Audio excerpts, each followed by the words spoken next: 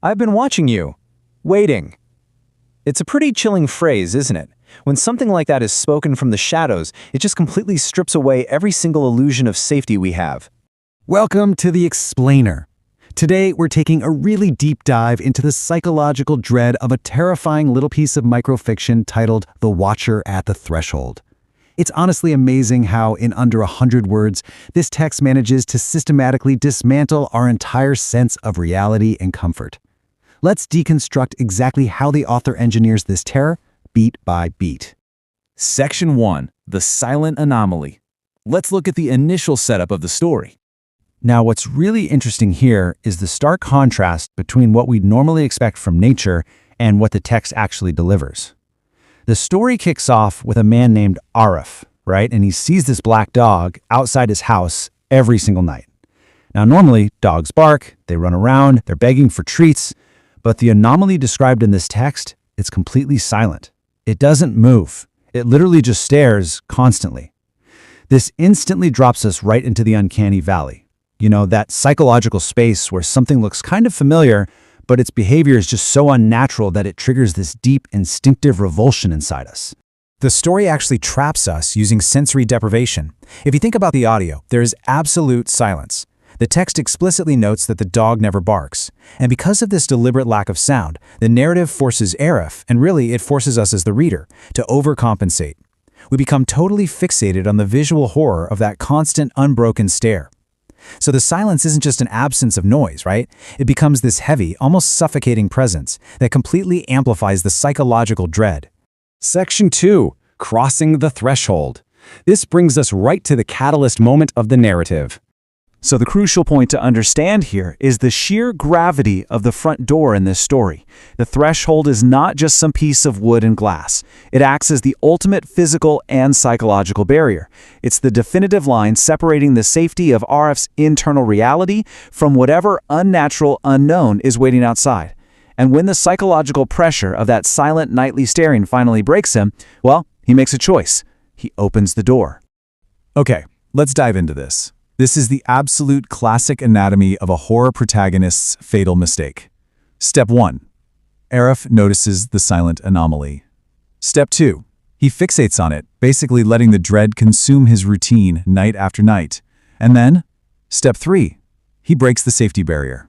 By actually opening the door, Arif isn't just taking a peek outside, he is actively inviting the unknown into his sanctuary. The whole structure of the text ensures we're just watching this slow-motion train wreck, totally powerless to stop him from crossing that line. Section 3. The Humanoid Transformation. Now this is where the tension finally snaps and the climax occurs. Let's see how this builds, because the way the terror escalates is wild. Across just 4 sentences, the narrative speed is absolutely breathtaking. First, the door opens. Then, the dog slowly walks inside, crossing that threshold. Next, the dog stands up like a human. And finally, it whispers. The pacing shifts so aggressively from this eerie, static waiting game into an immediate, reality-shattering threat in literally just a few heartbeats. And stood up, like a human. Just let that image really sink in for a second. The horror here doesn't come from gore or violence or anything like that. It comes from the grotesque subversion of nature. The anthropomorphism of the dog taking on a human posture is where the text just completely shatters our understanding of what's possible. And then comes the final violation. It speaks. It tells Arif that it has been watching and waiting. Section 4. The Chilling Role Reversal. Let's examine the grim resolution that we're presented with the very next morning. 1. The morning after the door is opened, people observe the house, and there is exactly one figure sitting outside. But the truly horrifying twist of this microfiction is that the figure outside is no longer the black dog. It's Arif. He is now the one sitting outside, staring at his own house, exactly like the dog did. And this brilliantly illustrates the dark mechanics of the story's climax.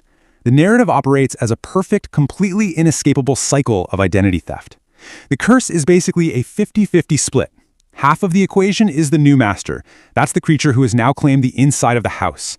The other half is the new watcher, Arif, pushed out, trapped in the role of the very anomaly that was stalking him. It is a seamless, zero-sum game of supernatural displacement. Ultimately, the true psychological horror here isn't actually death, it's replacement. First off, Arif completely loses his humanity and his identity, effectively reduced to the animalistic behavior of just staring. Second, the creature effortlessly claims his life, his home, and his sanctuary. And third, which is probably the most terrifying part of all, the cycle resets. The trap is set anew, just waiting for the next victim to open a door they really shouldn't. It is the complete, quiet, and entirely unnoticed erasure of a person's entire existence. This text really forces us to reevaluate our own spaces of comfort. The threshold of your own front door suddenly feels a little less secure, doesn't it? So, as we wrap up this explainer, I want to leave you with one final, unsettling thought to carry with you tonight.